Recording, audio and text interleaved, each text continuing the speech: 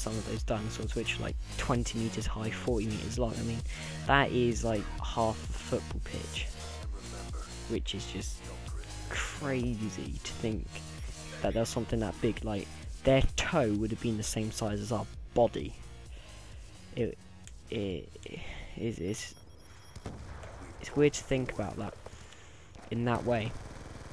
But going back to microorganisms, you know, maybe it was just a coincidence or something that they evolved, and that made us. Because maybe, you know, I mean, on Mars, obviously, you know, we searched practically the whole surface of it, and also we would have seen civilization and things like that. So there's nothing bigger than microorganisms on the planet Mars. And maybe other exoplanets, maybe they too only have microorganisms. Well, the thing is, we can't look through, like, we can't look actually onto a planet though, exoplanets, because they're just so far away. We can just see like a dot in the sky, like a white dot in the sky, which to us looks like a grain of sand in the sky, or like a 5p coin in the sky. And you can't, if a 5p coin is the size of a world, which is like 3 times as big as Earth, then think about what a person is going to be on that. It's going to be like a I don't know, like a cell on the coin, and then a microorganism to that is going to be like what they call like the chromosomes or something inside the cell. No, less than that actually, like the DNA inside of it. That is the scale. It's probably even going to be smaller than that. No, that is the scale of this. That is why we cannot find life on other planets, because it is just that hard. And I know that whole 5-minute speech was related, but it wasn't. It was completely off topic, I know. But yeah, this is something that really interests me, and well, it doesn't really interest me. I mean, physics is my main science, because that's what I want to do when I'm older. I want to kind of be an engineer and things like that. So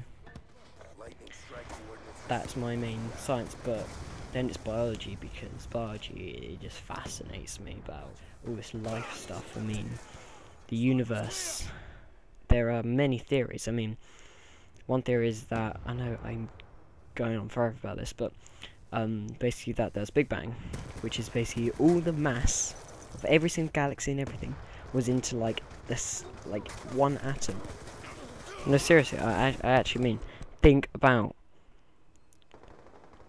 the whole universe being in, like the mass of it being in one atom. Think how much energy, how much the density of it would be insane, because that's what it was. Everything came in and went, and there's so much energy that it basically just exploded. That's what the Big Bang was. And then there are many theories on this, because the universe is expanding. It's very obvious. Everything's moving away from each other. I mean, even the solar system. I mean, in theory, if the sun was alive forever, the Earth would get far away enough from the sun that the inhabitants of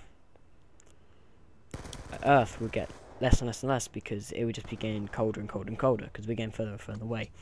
And there's like a theoretical green belt around the sun, which is Venus, Earth and Mars are in, and that is like the belt where it's not too hot and not too cold. But obviously Venus has a ridiculous atmosphere. That means its surface temperature is hotter than Mercury, even though Mercury is miles closer to the sun, but its atmosphere is just so bloody thick that it just keeps in all the heat. And then Mars, obviously, its atmosphere is so thin it can barely hold air, There's air there, but it's so little. Also, there isn't too much oxygen, so there wouldn't be able to be human-like things. Well, they could have actually, but they would breathe something else. One of the main reasons why it happens with Mars losing its atmosphere is because basically it didn't have magnetic poles like Earth does. And Earth's magnetic poles, I mean, that's one of the reasons why I'm here as well, because the magnetic poles, they reflect lots of bad things that come out of the sun, lots of bad radiation and things like that. So we are basically beaming it onto Mars, and Mars then loses its atmosphere. So basically, if we didn't have magnetic poles, that's what would have happened to us, which is kind of interesting. So that goes back again to my thing about maybe we are the only people that have evolved, because everything is correct that's happened. And I know I went off topic again, but